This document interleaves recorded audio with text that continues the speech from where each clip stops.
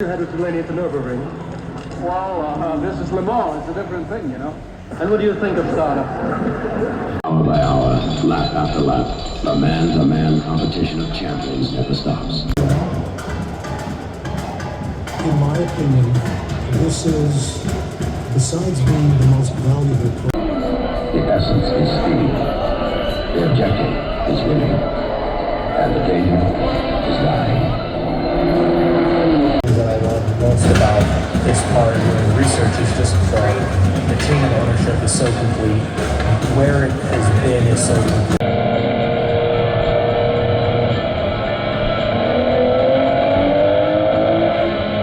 Just a doubt to watch it.